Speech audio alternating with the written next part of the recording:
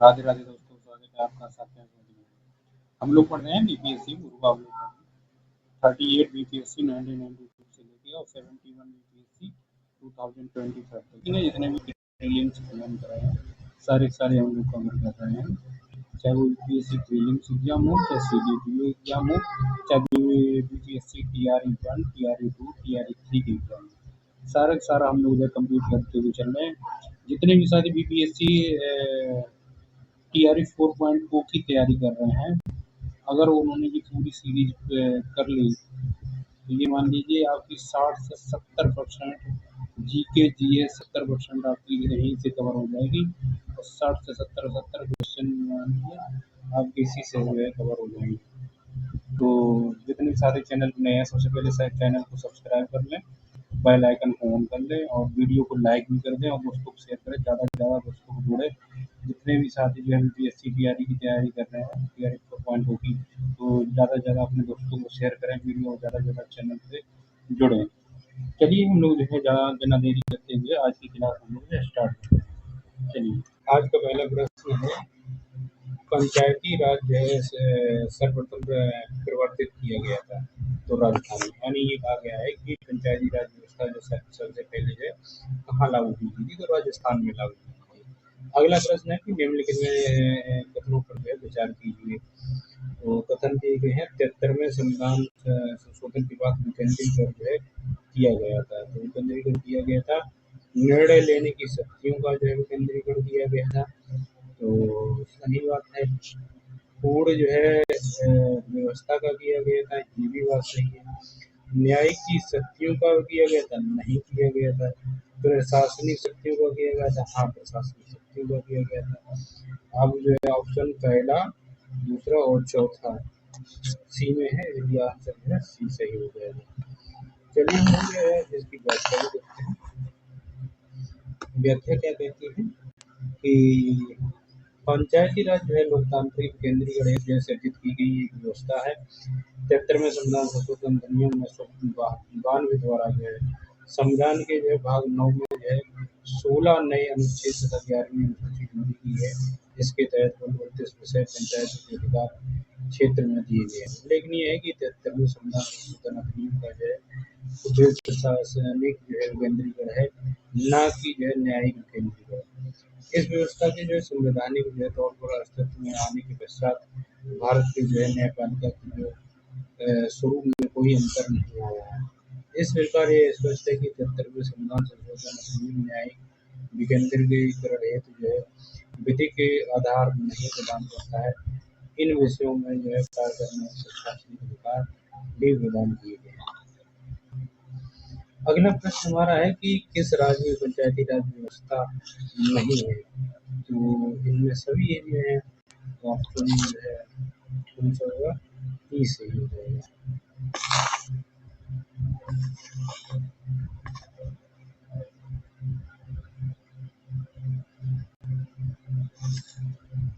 हाँ ये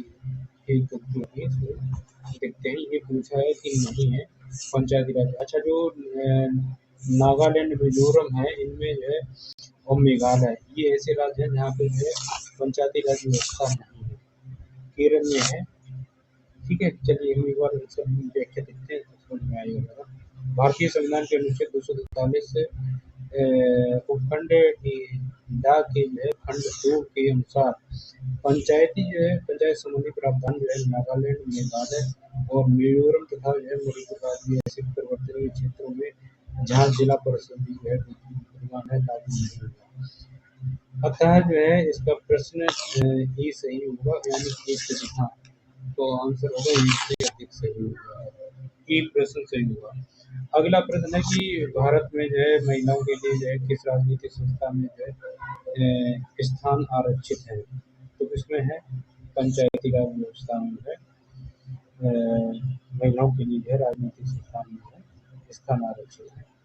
चलिए आगे देखते हैं, ऑप्शन वही ए ही सही है। तो अब देखते हैं इसकी व्याख्या देखते हैं। भारत में महिलाओं के लिए जो है पंचायती राज संस्थान में जो है सभी स्कूल संविधान के तहत 1/3 स्थान पर आरक्षित किए गए हैं। कई राज्यों में स्थानीय निकाय में महिलाओं के लिए आरक्षण बढ़ाकर 50% दिया गया है। वर्तमान में संविधान में जो है 106वें संविधान संशोधन अधिनियम 2023 द्वारा लोकसभा राज्य विधानसभाओं एवं राष्ट्रीय राजधानी क्षेत्र के दिल्ली में जो है विधानसभा में महिलाओं के लिए 1/3 जो है स्थान आरक्षित किया गया है। यह आरक्षण वर्ष 2023 के बाद होने वाली जो पहली जनगणना के आधार पर हुए परिसीमन के आधार पर लागू होना है। यह आरक्षण 15 वर्षों के लिए किया जाने वाला संविधान में उल्लेखनीय किया गया है। अगला प्रश्न हमारा है कि किन राज्यों ने पंचायती राज संस्थाओं में स्त्रियों की 50% आरक्षण को वैध बताया है। तो इसमें बताया गया है बिहार में, उत्तराखंड में भी, मध्य प्रदेश में, हिमाचल प्रदेश में यहाँ 50% लागू है। तो ऑप्शन डी है। ये जो है बीपीएससी तैयारी में भी प्रश्न पूछा गया था। तो ये बहुत महत्वपूर्ण है कि बिहार है और उत्तराखंड, हिमाचल प्रदेश, मध्य प्रदेश राज्य में जो है पंचायती राज संस्थाओं में महिलाओं के लिए 50% आरक्षण जो है वैध दिया गया। इसके अतिरिक्त असम, गुजरात, हरियाणा, आंध्र प्रदेश, केरल, छत्तीसगढ़, झारखंड, महाराष्ट्र, उड़ीसा, राजस्थान, कर्नाटक, पंजाब, सिक्किम, तमिलनाडु, तेलंगाना, पश्चिम बंगाल, त्रिपुरा में महिलाओं के लिए 50% स्थान पंचायतों में आरक्षित किए गए हैं।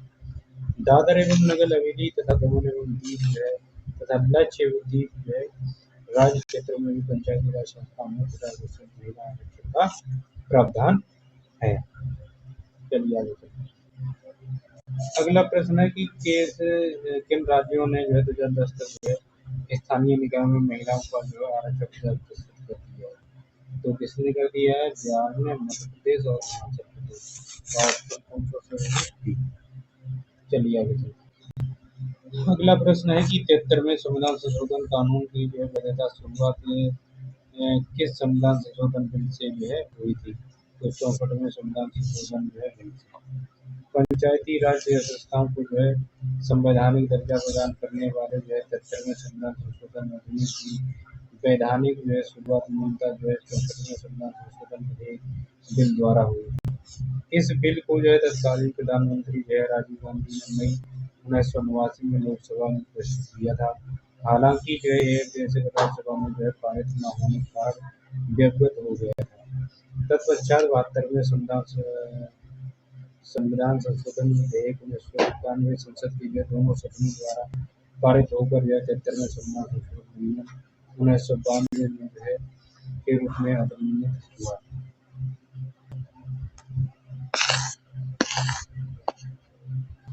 अगला प्रश्न है कि किस संवैधानिक संशोधन के जो है द्वारा पंचायती राज संस्थाओं को जो है वैधानिक स्तर प्राप्त हुआ? तो 73वें संविधान संशोधन। अगला प्रश्न है संविधान का जो है 73वां संविधान संशोधन जो है किससे संबंधित है? तो पंचायती राज प्रणाली से संबंधित है। किससे है? पंचायती राज प्रणाली से संबंधित है। अगले प्रश्न की तरफ हम लोग चलते हैं। तो अगला प्रश्न हमारा कहता है कि एक पंचायत समिति किस स्तर पर जो है एक पंचायती राज संरचना का जो है संचालन करती है? तो किस पे? ब्लॉक स्तरीय निकाय। किस पे? ब्लॉक स्तरीय निकाय। अगला प्रश्न है कि इसकी व्याख्या है 73वें संविधान संशोधन अधिनियम 1992 के प्रावधानों के आलोक में बिहार पंचायती राज अधिनियम 2006 को जो है अधिनियमित किया गया है।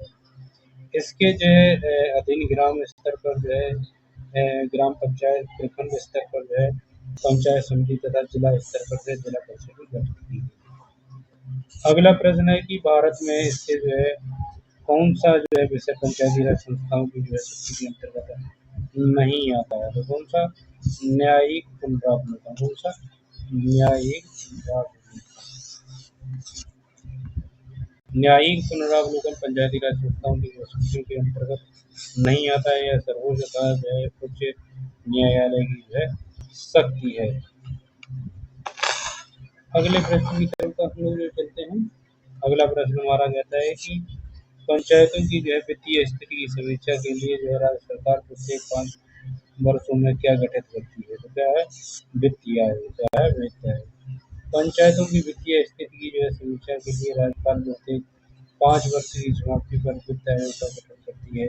संविधान के अनुच्छेद 243 के तहत राज्यपाल वित्त आयोग के गठन का जो है अधिकार प्राप्त है। अगला प्रश्न हमारा है कि पंचायतों की जो है वित्तीय स्थिति समीक्षा के लिए कौन अधिकृत है? तो राज्यपाल द्वारा गठित वित्त आयोग। भारत के जो संविधान के भाग 9 में जो है पंचायतों से संबंधित प्रावधान दिए गए हैं। अनुच्छेद 243 ए के 243 आई के अनुसार राज्यपाल राज्य में एक वित्त आयोग जो है स्टेट फाइनेंस कमीशन के द्वारा गठित करते हैं, जो विशेष रूप से पंचायतों की जो है वित्तीय स्थिति की समीक्षा करने और राज्यपाल की सिफारिशें देने के लिए अधिकृत होता है। यह आयोग जो है अनुच्छेद 243 से 22 के तहत राज्य की नगरपालिकाओं की जो है वित्तीय स्थिति की समीक्षा करता है। अगला प्रश्न है कि निम्नलिखित में कौन सा कार्य स्थानीय स्वशासन अधिकार क्षेत्र में नहीं आता है? तो कौन सा नहीं आता है? सार्वजनिक अनुशासन का रखरखाव। कौन सा? सार्वजनिक जो है अनुशासन का रखरखाव। लोक व्यवस्था का अनुरक्षण स्थानीय स्वशासन से संबंधित नहीं है। लोक व्यवस्था का जो है अनुरक्षण राज्य सरकार से संबंधित है, जबकि जो है जन स्वास्थ्य स्वच्छता का प्रबंधन, सड़कें और कुल आर्थिक एवं सामाजिक विकास योजनाएं, अग्निशमन आदि जो है स्थानीय प्रशासन से जो है संबंधित है। अनुच्छेद 243 जहाँ पंचायतों की शक्तियाँ प्राधिकार और जो है उत्तरदायित्व से खुला। अनुच्छेद 243 नगर पालिकाओं आदि की जो है शक्तियाँ प्राधिकारों और उत्तरदायित्व से संबंधित है। अगला प्रश्न है कि निम्नलिखित में से किस समुदाय विकास के पहले कार्यक्रम के रूप में जो स्थित किया गया है? तो कौन सा है? सहयोग आंदोलन। कौन सा? सहयोग आंदोलन। भारत में समुदाय विकास के लिए सर्वप्रथम सहकारिता आंदोलन, जिसे कोऑपरेशन मूवमेंट 1920 के जो है उत्तराखंड में प्रारंभ किया गया था।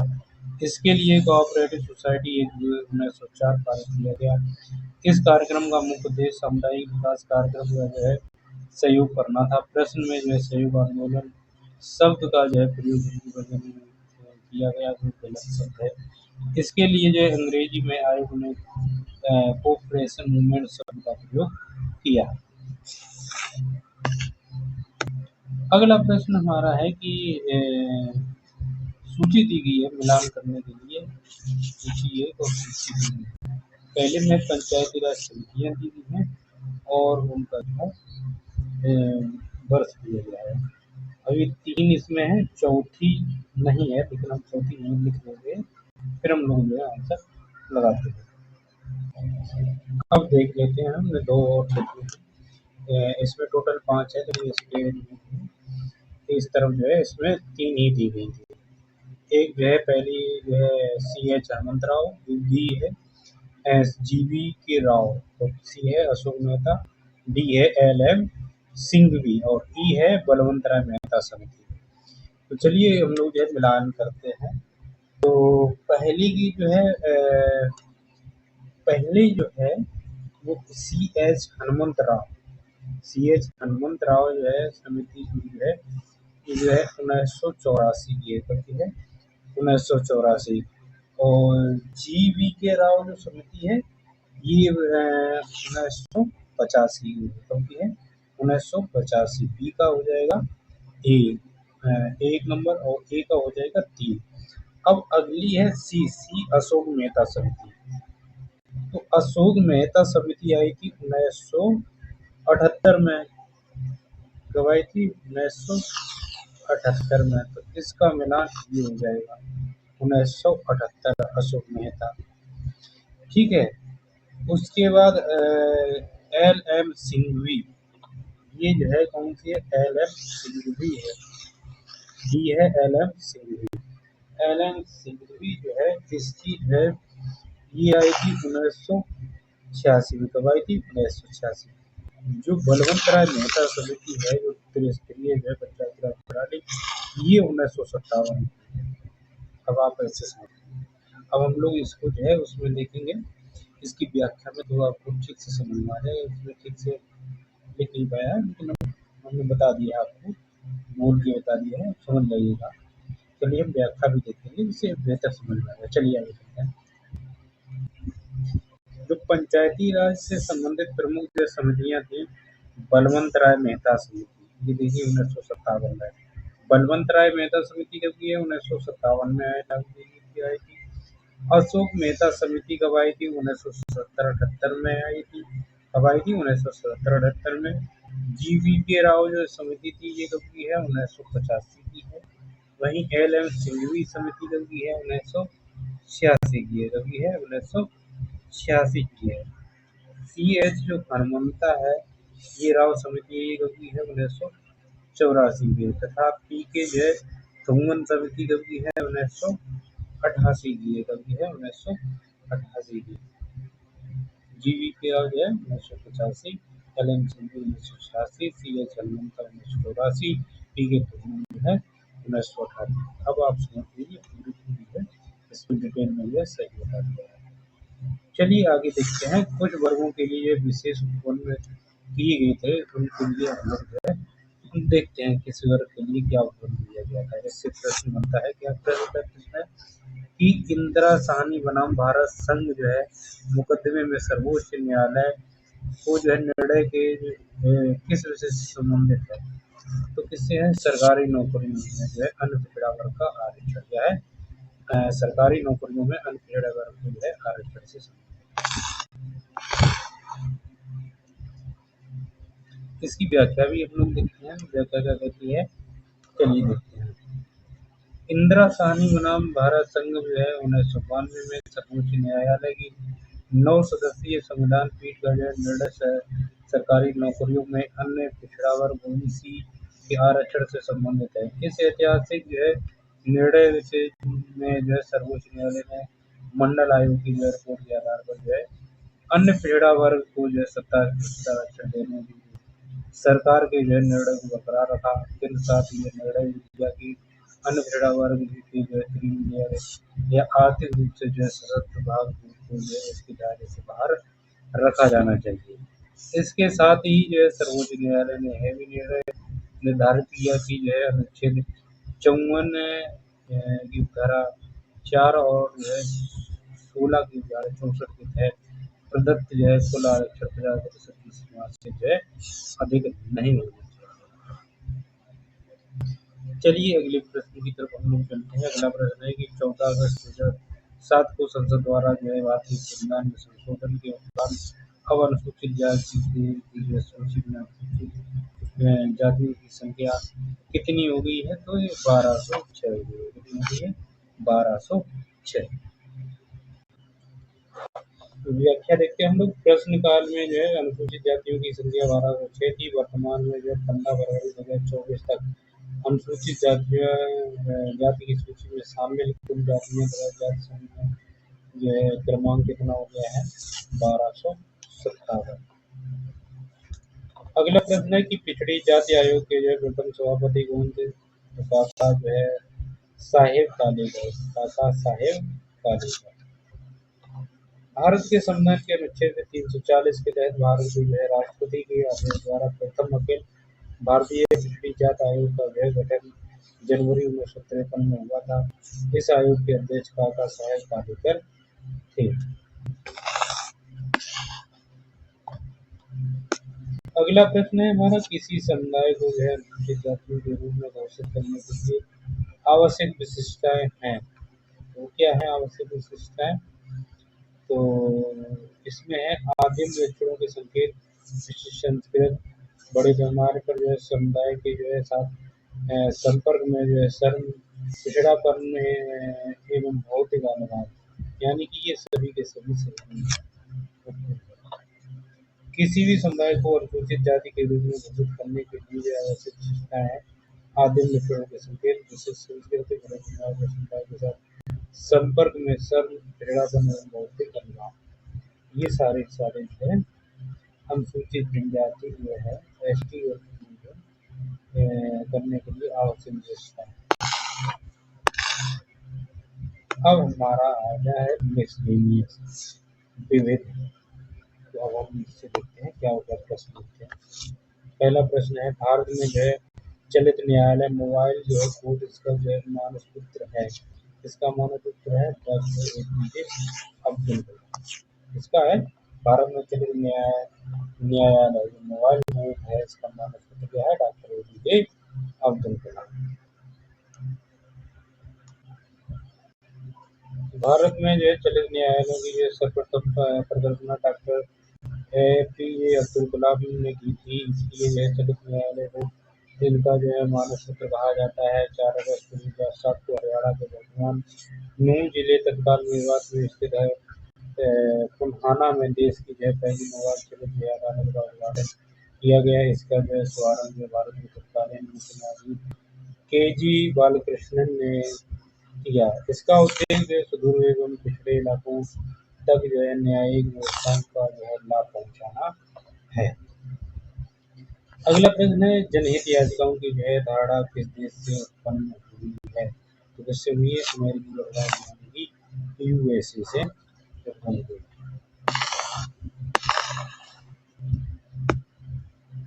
जनहित याचिका पब्लिक इंटरेस्ट से जो है लिटिगेशन IPL की जो है अवधारणा संयुक्त अमेरिका से ली गई है।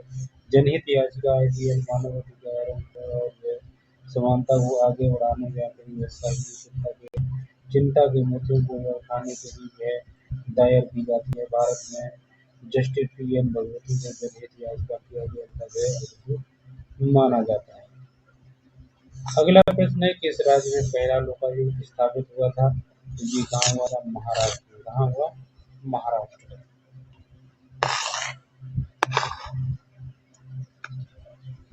इसकी व्याख्या है भारत में जो है महाराष्ट्र ऐसा पहला राज्य है जहाँ लोकायुक्त कार्यालय की स्थापना महाराष्ट्र लोकायुक्त और उप लोकायुक्त अधिनियम 1977 के तहत 1972 में की गई थी। और उड़ीसा ऐसा पहला राज्य है जिसने लोकायुक्त की स्थापना से संबंधित विधान वर्ष 1970 में पारित किया था, लेकिन वहाँ यह संस्था वर्ष 1983 में जो है जाकर अस्तित्व में आई। अगला प्रश्न है कि भारतीय प्रशासन में जो विभाजन प्रणाली किससे संबंधित है? तो किससे है? नीति कार्यान्वयन। किससे? नीति कार्यान्वयन। अगला प्रश्न है कि भारतीय प्रशासनिक व्यवस्था में जो है विभाजन प्रणाली जो स्पिड सिस्टम नीति निर्धारण और कार्यान्वयन से संबंधित है। इसमें जो है सचिवालय योजना एवं नीति निर्माण संबंधी कार्य करता है, जबकि नीतियों का कार्यान्वयन केंद्रीय निदेशालय द्वारा किया जाता है। अगला प्रश्न है नौकरशाही का कार्य है। नौकरशाही का कार्य है सरकार की जो है नीतियों को लागू करना, प्रशासन चलाना, मंत्रियों की सहायता करना। ये जो है नौकरशाही का जो है कार्य है। नौकरशाही का प्रमुख कार्य प्रशासन चलाना संचालन से है। विधायिका नियम कानून के उपरांत कार्यकर्ता को फरमाइश होती है कि वह इस नियम कानून को लागू करे। कार्यकर्ता नियम कानून को जो है नौकरशाही के माध्यम से लागू करवाती है। साथ ही साथ नौकरशाही कार्य संचालन कराने में भी सहायक है। अगला प्रश्न है हमारा कि संविधान की जो है अगला हमारा नेक्स्ट प्रश्न है कि संविधान की 10वीं अनुसूची से संबंधित विषय को जो है छोड़कर अन्य किसी जो है आधार पर राज्य का जो है निर्णय कौन करता है? तो कौन करता है? राज्यपाल करता है। संविधान के अनुच्छेद 192 के जो है अनुसार किसी राज्य के विधानमंडल के किसी सदस्य की जो है निर्भरता अयोग्यता का निर्णय 10वीं अनुसूची से संबंधित विषय को छोड़कर अन्य किसी आधार पर राज्यपाल करता है।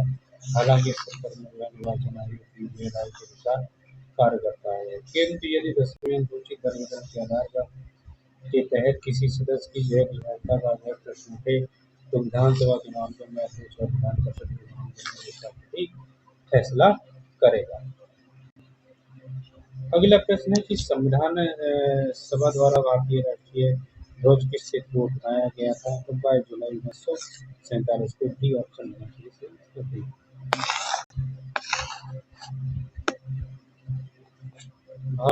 संविधान सभा द्वारा भारतीय राष्ट्रीय ध्वज किस तिथि को अपनाया गया था? तो 22 जुलाई 1947। संविधान सभा ने अपने चौथे अधिवेशन में 22 जुलाई 1947 को भारतीय राष्ट्रीय ध्वज को अपनाया था। राष्ट्रीय ध्वज की मध्य स्थित चक्र प्रविष्टियां तथा यह राष्ट्रीय ध्वज की लंबाई चौड़ाई का अनुपात 2। प्रश्न है अगला निम्नलिखित विशेषताओं से केंद्रीय शासन व्यवस्था के लिए कौन सा सही नहीं है? तो बड़े देशों के लिए यह आदर्श केंद्रीय शासन व्यवस्था में जो सर्वोच्च सत्ता जो है केंद्रीय अधिकारों और जो है इसकी विभिन्न अनुशंसनीय इकाइयों के बीच जो है बढ़ जाती है। आमतौर पर जो है संघीय व्यवस्था में दो स्तर पर जो है सरकार होती है, एक केंद्रीय सरकार एवं दूसरी राज्य सरकार। अलग अलग स्तर की जो सरकारें हैं शासन करती है। हिंदू कानून बनाने का कर वसूलने और जो शासन में उनका जो है अपना अपना अधिकार क्षेत्र होता है। अतः केंद्रीय शासन व्यवस्था में त्वरित निर्णय लचीलापन कानून की व्यवस्था का जो है परिचालन है, परंतु ये छोटे देशों के लिए आदर्श व्यवस्था होती है, ना कि जो है बड़े देशों के लिए।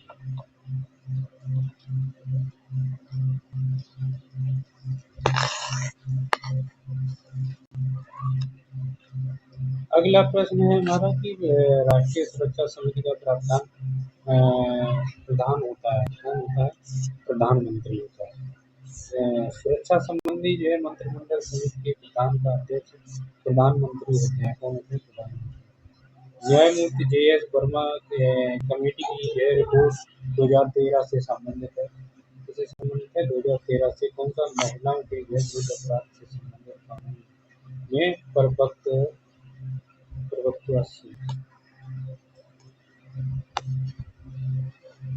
परिवर्तन से महिलाओं के विरुद्ध अपराधों से संबंधित कानून के न्यायमूर्ति जे.एस. वर्मा कमेटी की रिपोर्ट 2013 से का जो संबंध महिलाओं के विरुद्ध अपराधों से संबंधित अधिकार आपराधिक कानून में संशोधन से है। 23 दिसंबर 2011 को न्यायमूर्ति जे.एस. वर्मा जो कमेटी का गठन किया गया था और इसने अपनी रिपोर्ट 23 जनवरी 2013 को प्रस्तुत की। अगला प्रश्न है कि इनमें से कौन राष्ट्रीय मानवाधिकार आयोग का जो अध्यक्ष है? तो कौन है? जे.एस. वर्मा। कौन है? जे.एस. वर्मा। प्रश्नकाल में जो है राष्ट्रीय मानवाधिकार आयोग के अध्यक्ष सुप्रीम कोर्ट के जो है प्राप्त जो है न्यायाधीश जगदीश शरण वर्मा थे। वर्तमान जो है राष्ट्रीय मानवाधिकार आयोग के अध्यक्ष बी सुब्रमण्यन है। राष्ट्रीय मानवाधिकार आयोग के प्रथम अध्यक्ष न्यायमूर्ति रंगनाथ मिश्रा थे। कौन थे? जो है राष्ट्रीय मानवाधिकार आयोग के जो है प्रथम अध्यक्ष कौन थे? न्यायमूर्ति रंगनाथ मिश्रा। अगला प्रश्न है कि संयुक्त राष्ट्र शांति अभियानों के संदर्भ में विचार दिए। तो ये कहा कि संयुक्त राष्ट्र जो है संघ शांति रक्षक बल का जो प्रयोग केवल अपनी आत्मरक्षा के लिए कर सकते हैं। सही बात है। शांति स्थापना अभियान केवल संयुक्त राष्ट्र सुरक्षा परिषद के एक प्रस्ताव द्वारा वापस लिया जा सकता है। सही बात है। संयुक्त राज्य अमेरिका संयुक्त राष्ट्र शांति अभियान में जो है सबसे बड़ा बजट योगदान करता है। ये भी बात सही है। यानी कि सभी के गलत नहीं है। संयुक्त राष्ट्र संघ का जो है अपनी आत्मरक्षा के लिए गलत कर दिया। तीनों चाहिए, लेकिन ऑप्शन सिर्फ और सिर्फ पहला दूसरा और तीसरा ही सही। तो इसमें ये कहा गया है कि संयुक्त राष्ट्र संघ शांति रक्षक बल का प्रयोग केवल अपनी आत्मरक्षा के लिए नहीं, सिर्फ अपनी आत्मरक्षा नहीं, ये तो गलत बात है। इसीलिए दूसरा तीसरा सही है। चलिए संयुक्त राष्ट्र जो है शांति रक्षक बल का जो है प्रयोग आत्मरक्षा के साथ साथ अधिदेश की जो है सुरक्षा डिफेंस ऑफ द मैंडेट में भी दिया जा सकता है। शेष कथन 2-3 सेकंड। संयुक्त राज्य अमेरिका ने वर्ष 2024-25 में संयुक्त राष्ट्र शांति अभियानों में जो है सर्वाधिक 26.95% का योगदान दिया।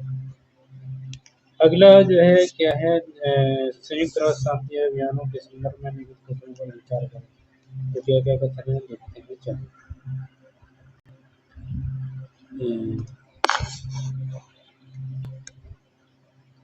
संयुक्त राष्ट्र शांति अभियान के जो विचार देखते हैं किसका है।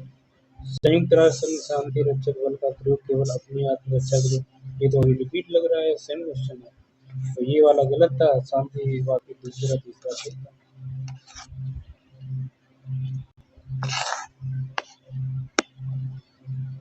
संयुक्त राष्ट्र शांति रक्षक जो है यूएन जो है पीस कीपर्स बल का जो है प्रयोग आत्मरक्षा के साथ साथ उन्हें जो है प्रदत्त है अधिदेश की सुरक्षा डिफेंस ऑफ द मैंडेट के लिए जो है कर सकता है।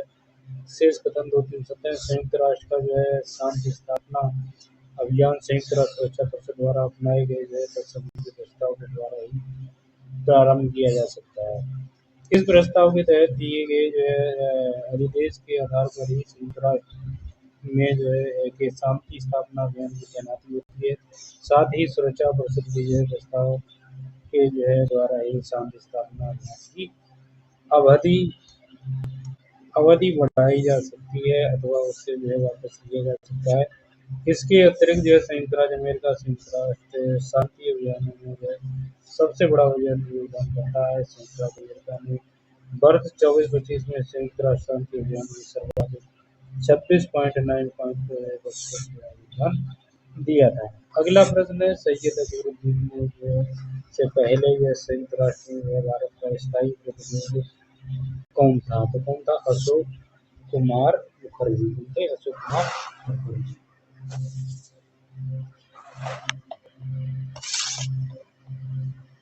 अशोक कुमार मुखर्जी अप्रैल 2013 से दिसंबर 2015 की अवधि के दौरान संयुक्त राष्ट्र में जो है भारत के जो है स्थायी प्रतिनिधि थे, जिनकी अध्यक्षता जो है सैयद अकबरुद्दीन जनवरी 2016 से अप्रैल 2020 तक जो इस पद पर रहे।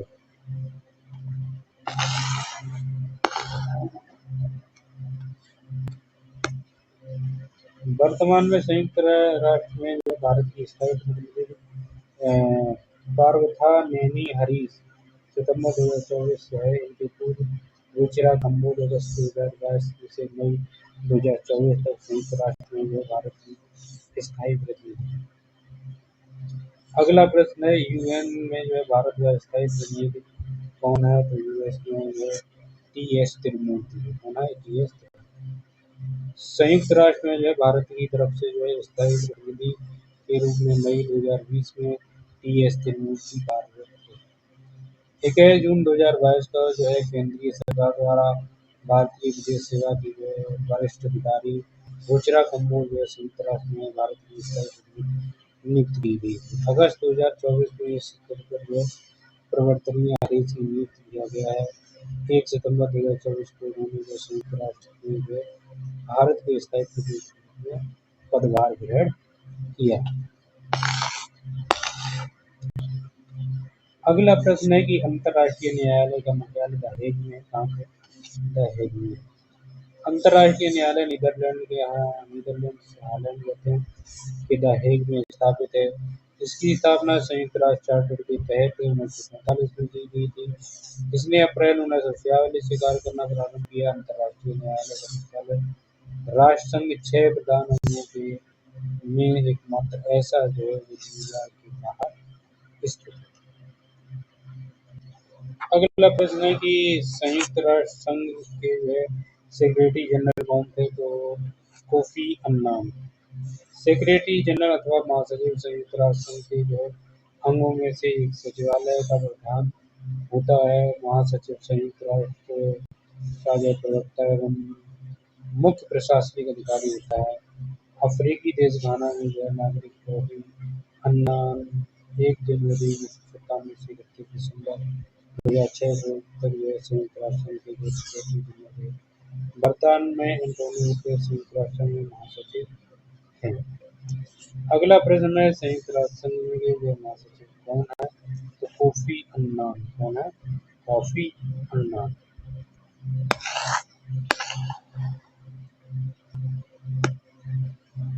अगला प्रश्न है कि बुतरस घाली कौन सा?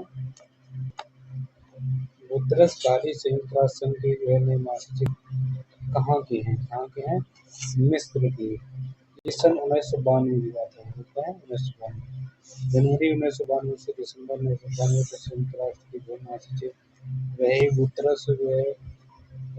बुतरस घाली जो है अफ्रीकी देश में सीमा के नागरिक हैं। दिसंबर 2025 तक की स्थिति के अनुसार संयुक्त राष्ट्र के महासचिव जो है एंटोनियो गुतेरेस कौन है? वर्तमान में एंटोनियो गुतेरेस। अगला प्रश्न हमारा क्या कहते हैं? चलिए देखते हैं। निम्नलिखित में से कौन सा विषय जिसके संविधान संशोधन हेतु आधे से अधिक राज्यों की व्यवस्थापिका द्वारा अनुमोदन किया जाना अनिवार्य है, तभी ये संशोधन संभव होगा। कब? जब राष्ट्रपति का चुनाव हो, संसद के राज्य का प्रतिनिधित्व, सातवें अनुसूची की किसी सूची में, राज्य की विधान परिषद की समाप्ति या उच्चारण के नियमों का पहला, दूसरा, तीसरा से। भारतीय संविधान नम्य एवं परिवर्तनशील है, इसलिए आवश्यकता अनुसार संविधान के अनुच्छेद 368 कितना 368 में दी गई प्रक्रिया के अनुसार संशोधन किया जा सकता है। भारतीय संविधान में 3 प्रकार के संशोधन किया जा सकता है। साधारण बहुमत द्वारा संविधान में कुछ प्रावधान है जिन्हें संसद साधारण बहुमत से संशोधन कर सकती है। इस प्रकार के संशोधन को अनुच्छेद 368 के प्रयोजन के तहत संविधान का संशोधन नहीं माना जाता है। यथा राज्यों के नामों तथा सीमाओं में परिवर्तन करने तथा नए राज्यों का निर्माण करने, राज्यों में विधान परिषदों को सृजित करने या समाप्त करने, राष्ट्रपति, राज्यपालों, उच्चतम न्यायालय एवं उच्च न्यायालयों के न्यायाधीशों की घोषित करने वाले संशोधन क्या किए जाते हैं। अब अगला है विशेष बहुमत द्वारा।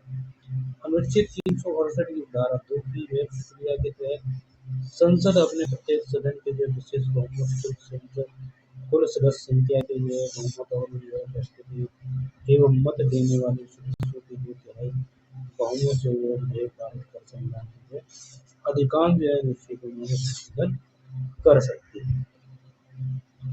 अगला है विशेष बहुमत तथा राज्यों के अनुमोदन से। अनुच्छेद 368 के परंतु के अनुसार संविधान में प्रावधान ऐसे है कि जिसमें संशोधन करने के लिए संसद के विशेष बहुमत के साथ साथ कम से कम आधे राज्यों के विधानमंडलों का अनुमोदन प्राप्त करना आवश्यक है।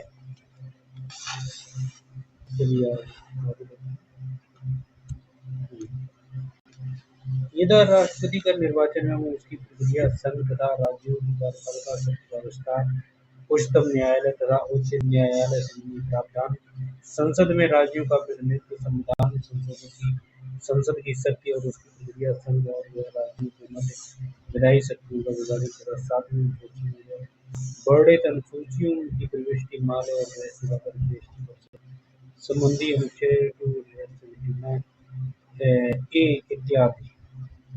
अगला प्रश्न है कि एमनेस्टी इंटरनेशनल एक संगठन है जो जुड़ा हुआ है किससे? मानव अधिकारों के संरक्षण से। किससे? मानव अधिकारों के संरक्षण से एमनेस्टी इंटरनेशनल जुड़ा हुआ है। एमनेस्टी इंटरनेशनल एक विश्वव्यापी स्वयंसेवी संस्था है जो मानव अधिकारों के लिए कार्य करती है। इसकी स्थापना वर्ष 1961 में लंदन के बैरिस्टर पीटर वेल्सन ने की थी। वर्ष 1961 में पीटर वेल्सन ने विश्व में हो रही अनैतिक गिरफ्तारियों के विरोध में द फॉरगॉटन प्रिजनर नामक एक लेख लिखा। एमनेस्टी इंटरनेशनल उन्हीं के विचारों का एक मूर्त रूप है। इसका मुख्यालय कहाँ है? लंदन। भारत के प्रथम दिल्ली विश्वविद्यालय की स्थापना अगस्त 1987 में कहाँ हुई थी? तो कहाँ हुई थी? भारत के प्रथम विधि विश्वविद्यालय की स्थापना 1987 में। भारत के प्रथम विधि विश्वविद्यालय national law school of Indian university की स्थापना 1986 में बेंगलुरु में की गई। इससे तत्संबंधी 1986 के कर्नाटक राज्य के अधिनियम 29 अगस्त 1987 को सूचित के तहत वैधानिक दर्जा प्रदान किया गया। सीमा सुरक्षा बल की स्थापना कब की गई थी? 1965 में। सीमा सुरक्षा बल बीएसएफ 1 दिसंबर 1935 को नई दिल्ली में। अगला प्रश्न है संविधान सीमा आयोग जिसे फरवरी 2000 में गठित किया गया, इसके अध्यक्ष एम.एन. वेंकटचलैया है। एम.एन. वेंकटचलैया।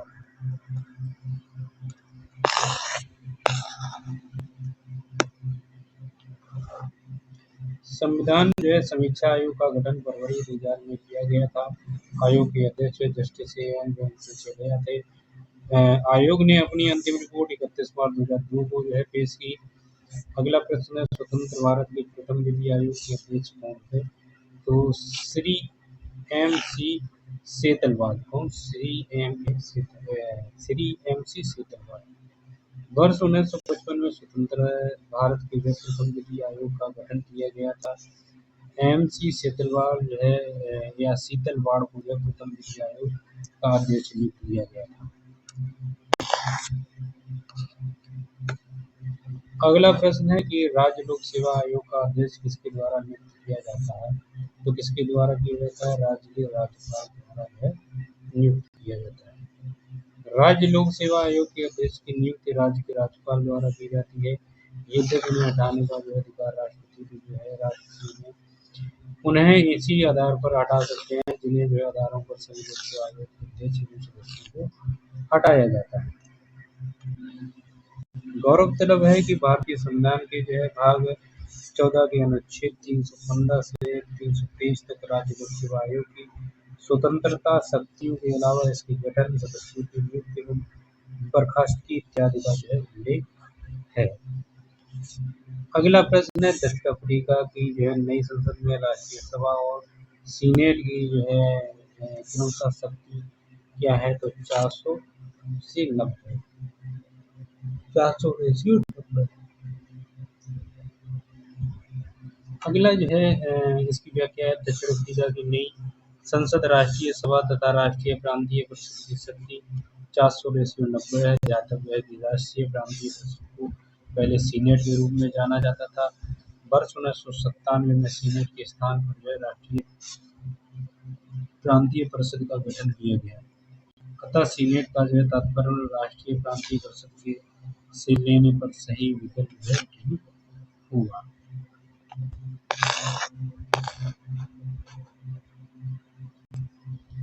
अगला प्रश्न है कि यूनेस्को की जो है कार्य भाषाएं हैं, क्या है? अंग्रेजी, फ्रेंच, रूसी। यूनेस्को की जो है कार्य भाषाओं के रूप में निम्नलिखित 6 भाषाएं हैं। वे चीनी, अंग्रेजी, फ्रेंच, रूसी, अरबी, स्पेनिश। विश्व में किस देश ने जो है स्वयं को हिंदू राष्ट्र घोषित किया है? तो नेपाल ने जो है स्वयं को हिंदू राष्ट्र घोषित किया है। 1990 का संविधान जो नेपाल में जो है 15 जनवरी 2007 तक जो प्रभावी था। यह देश को हिंदू राष्ट्र के रूप में गठित किया था। हालांकि इसने हिंदू धर्म को राज्य के धर्म के रूप में स्थापित नहीं किया। जनवरी 2007 में अंतरिम संविधान ने देश के जो अधिकारियों तौर पर धर्म निरपेक्षता घोषित किया। अगला प्रश्न है कि दक्षिण से सार्क आंदोलन शुरू करने का उद्देश्य था, तो क्या था? क्षेत्रीय सहयोग।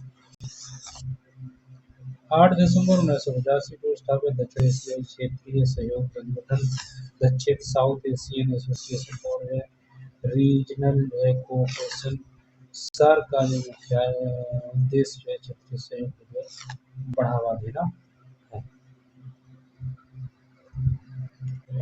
अगला प्रश्न है कि अंतरराष्ट्रीय संबंधों में निम्नलिखित में से किस कारक का जो योगदान नहीं है? तो कोई का नहीं है।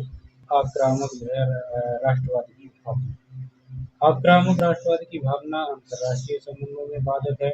शेष तीनों विकल्प अंतरराष्ट्रीय संबंधों में सहायक सिद्ध होते हैं। जापान व जर्मनी का जो है राष्ट्रवाद आक्रामक जो है राष्ट्रवाद था, जिसके जो है कारण तत्कालीन अंतरराष्ट्रीय जगत विपरीत रूप में जो है प्रभावित हुआ। चलिए अगले प्रश्न की तरफ हम लोग चलते हैं। अगला प्रश्न हमारा क्या है कि राष्ट्रीय संघ की स्थापना किस संधि के दौरान हुई थी? तो ये वर्साई की संधि। किसकी? वर्साई की संधि। राष्ट्र संघ की स्थापना वर्साई संधि के दौरान हुई। वर्साई की जो है संधि 28 जून 1919 को हस्तांतरित एक शांति दस्तावेज था। वर्साई की संधि में ही राष्ट्र संघ की स्थापना की प्रावधान था। अगला प्रश्न है, संयुक्त राष्ट्र संघ की स्थापना परिषद में कौन सा देश जो स्थायी सदस्य नहीं है? तो कौन सा नहीं है? जापान।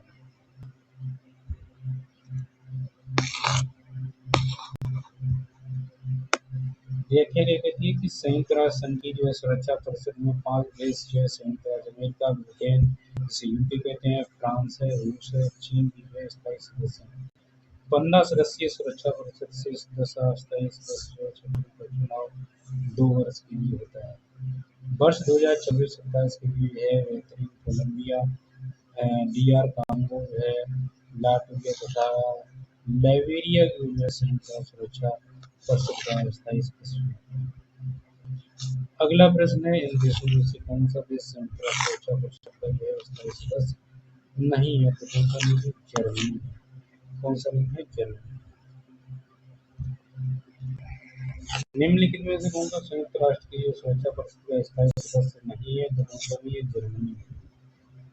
संयुक्त राष्ट्र की सुरक्षा परिषद का अस्थायी सदस्य फ्रांस है, चीन है, ग्रेट ब्रिटेन, लेकिन जर्मनी नहीं। अगला प्रश्न है, भारत के जो संयुक्त राष्ट्र सुरक्षा परिषद की जो एक अस्थायी सदस्य के रूप में अपना 2 साल का कार्यकाल किस तारीख को जो शुरू किया था? तो किस तारीख को शुरू किया था? 2021, 1 जनवरी 2021।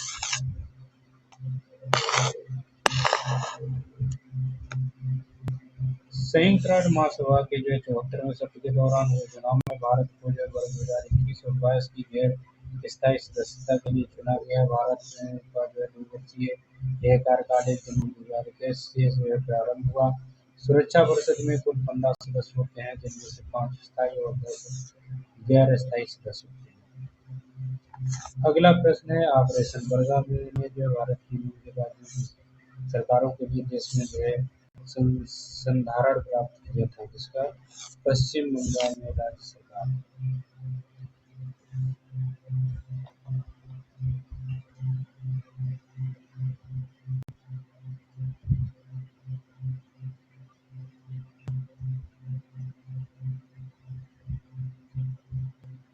चलिए ऑपरेशन बरगा वर्ष 1978। ऑपरेशन बरगा जो है वर्ष 1978 में भारत के पश्चिम बंगाल में प्रारंभ हुआ एक भूमि जो है सुधार आंदोलन था। इसने जो है बरगादारों को जो है जोतदारों द्वारा की जाने वाली बेदखली से कानून सुरक्षा प्रदान की तथा उन्हें उपज के जो पाने का अधिकार प्रदान किया। हम लोगों ने हिस्ट्री से जितने भी क्वेश्चन बन रहे थे, हिस्ट्री के सारे क्वेश्चन हम लोगों ने कंप्लीट कर लिए। जो सन 1992 से लेके सन 2025 तक जितने भी बीपीएससी में है हिस्ट्री से प्रश्न पूछे गए थे, हम लोग कवर कर चुके हैं। अब हम लोग जो है कहाँ से शुरू करेंगे? अब हम लोग जो है आज से ज्योग्राफी यानी कि हम लोग जो है भूगोल शुरू कर रहे हैं। तो इसमें हम लोग देखेंगे कि भारत का भूगोल। आज जो है कुछ प्रश्न पढ़ लेते हैं 5-10 इसके भूगोल के। चलिए हम लोग देखते हैं। सबसे पहले क्षेत्रफल से देखते हैं प्रश्न। तो पहला है कि भारत का क्षेत्रफल संसार के क्षेत्रफल का जो है कितना है? 2.4% है, परंतु इसकी क्या है? इसकी संपूर्ण मानव जाति की जो 17% जनसंख्या है। कितनी है? 17%। संपूर्ण मानव जाति की जो है कितनी है? 17% जो है जनसंख्या है। देखिए क्षेत्रफल कितना है वर्ल्ड विश्व के जो है क्षेत्रफल से? 2.4%। ठीक है, चलिए व्याख्या देखते हैं।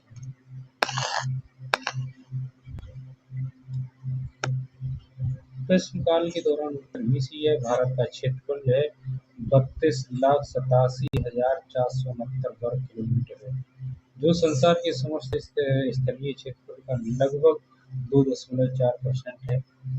यूएनएफसी द्वारा जारी state of the world population 2025 report के अनुसार भारत में संपूर्ण विश्व की जो है लगभग 17.78%, लगभग 18% जनसंख्या जो है निवास करती है। वर्तमान संदर्भ में निकटतम उत्तर कौन सा सही हो जाएगा? सी हो जाएगा। वर्तमान की 18%। संपूर्ण मानव जाति की बात करिए, वर्तमान का 2026 में डाटा आया, तो उसके अनुसार अगर वर्तमान को अगर लेके जो है पूछा जाए तो सही आंसर करना। अन्यथा जो है ऐसे दिया गया हो कि भारत का क्षेत्रफल जो है संसार के क्षेत्रफल का 10.4% है, परंतु इसकी जो है संपूर्ण मानव जाति का जो है 17% जनसंख्या है। ठीक है, तब वैसे आप लगाएंगे। यदि पूछा जाए वर्तमान जोड़ दिया जाए तो फिर लगभग 18% जनसंख्या है जो विश्व में जो है सर्वाधिक जनसंख्या जो है भारत की हो गई है, चीन को पछाड़ में। अब हम लोग जो है प्रश्न देखते हैं अक्षांशीय विस्तार क्या है। अक्षांशीय विस्तार से प्रश्न देखेंगे, कैसे देखेंगे, अक्षांशीय जो है विस्तार से प्रश्न। तो अक्षांशीय विस्तार से कौन सा है, निम्नलिखित में से किस राज्य के लिए कर्क रेखा नहीं गुजरती है। ओडिशा से कर्क रेखा नहीं गुजरती है। कर्क रेखा भारत के 8 राज्यों गुजरात है, राजस्थान है, मध्य प्रदेश है, छत्तीसगढ़ है, झारखंड, पश्चिम बंगाल, त्रिपुरा, मिजोरम से गुजरती है। भारत का जो विस्तार क्या है, तो भारत का विस्तार है 37 डिग्री 17 मिनट 53 सेकेंड उत्तर से 8 डिग्री 28 मिनट उत्तर में है बीच। ये जो है भारत का जो है विस्तार है, क्या है भारत का विस्तार है 37 डिग्री 17 मिनट 53 सेकेंड जो है उत्तर तथा 8 डिग्री 28 मिनट उत्तर के बीच। ये भारत का विस्तार है।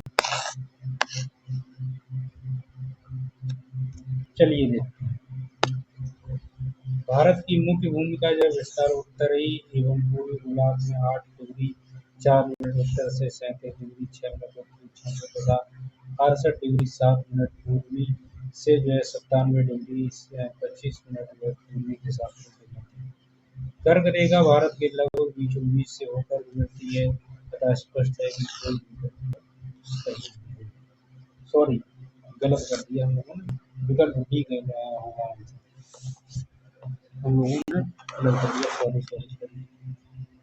ऑप्शन हमने सी बता दिया फिर भी रॉन्ग है, होना चाहिए था कितना, एकदम से दिमाग से निकल गया है। आंसर कौन सा है, एक बार फिर से उसकी व्याख्या देखते हैं। भारत की मुख्य भूमि जो है का विस्तार कितना है,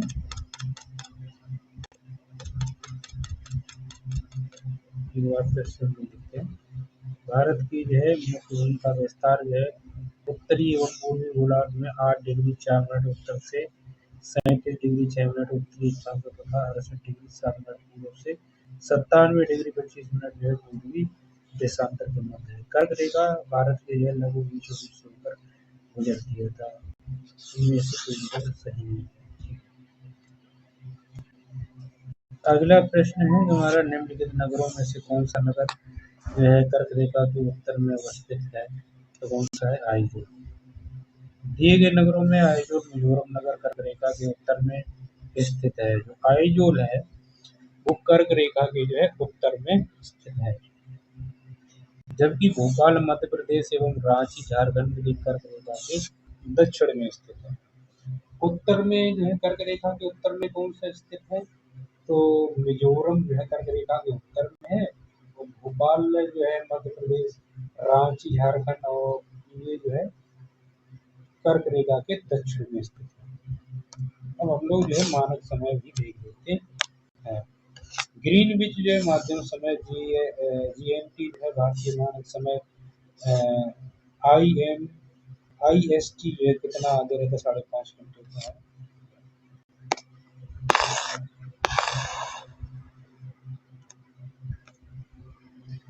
भारत का मानक समय ग्रीनविच मध्य समय से 5.5 घंटे यानी 5 घंटे 30 मिनट आगे है। भारत में 82.5 डिग्री ईस्ट देशांतर को मानक मध्याह्न रेखा माना जाता है।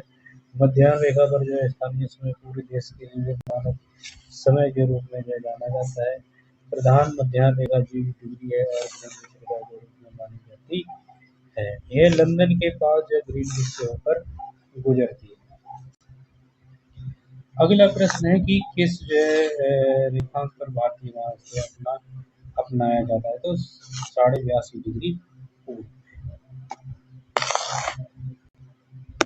अब अगला है कि भारतीय मानक समय IST एवं ग्रीनविच माध्यम का समय GMT में कितना अंतर है? 5:30 प्लस 5 घंटे हैं, 5:30। आज की वीडियो हम लोग यहीं तक रखते हैं। अब हम लोग जो है मिलते हैं नेक्स्ट वीडियो में। तो जितने भी साथी चैनल पे नए आए तो सबसे पहले हम लोग चैनल को सब्सक्राइब करके बेल आइकन को ऑन कर लें और वीडियो को लाइक कर दें और जो है ज़्यादा से ज़्यादा दोस्तों को जोड़ें। जो भी BPSC TRE 4.0 की तैयारी कर रहा है वो सभी साथियों तक ये वीडियो पहुँचाइए कि ये जिससे जो है एक सीट उनकी कन्फर्म हो जाए BPSC के लिए। अगर जिसने ये पूरी पूर्वावलोकन पढ़ ली जो मैं सीरीज करा रहा हूँ, पूरी कंप्लीट मैं बुक पढ़ाऊंगा कंप्लीटली, ये 2026 की लेटेस्ट बुक है। जिसने भी ये कंप्लीट बुक पढ़ ली है ये समझ लीजिए 70% GK GS उसकी यहीं से फंस जाएगी, क्योंकि ये इसमें जो प्रश्न दिए हैं उसके साथ में जो व्याख्या दी है उन व्याख्या से ही प्रश्न 2-3 प्रश्न तो बन जाते हैं। आप देखते हैं कि आगे के बहुत सारे प्रश्न ऐसे होते हैं जो है व्याख्या से हम लोग पढ़ाते हैं उसी से वो प्रश्न बन जाते हैं, वो आंसर उनका तुरंत से झट से आ जाता है। इसलिए जो है मैं चाहता हूँ कि ज़्यादा से ज़्यादा दोस्तों को अपने दोस्तों को जोड़ें। जो भी BCA TRE 4.2 की तैयारी कर रहा है या बिहार SSC की तैयारी कर रहा है, CGL भी हो चाहे बिहार जो है SSC 12th लेवल की हो और चाहे वो बिहार की BPSC 72 BPSC प्रीलिम्स दे रहा हो, उसको उसके पास ये वीडियो शेयर करिए, उसको जो है जोड़िए, चैनल को सब्सक्राइब कराइए कि ताकि जो है उनका सिलेक्शन हो सके। चलिए मिलते हैं हम लोग नेक्स्ट वीडियो में। आज की वीडियो में इतना ही। जय हिंद, राधे राधे। अगर आपको ये वीडियो पसंद आया तो इसे लाइक करें, दोस्तों के साथ शेयर करें और चैनल को सब्सक्राइब करना न भूलें। कोई प्रश्न हो तो कमेंट भी करें।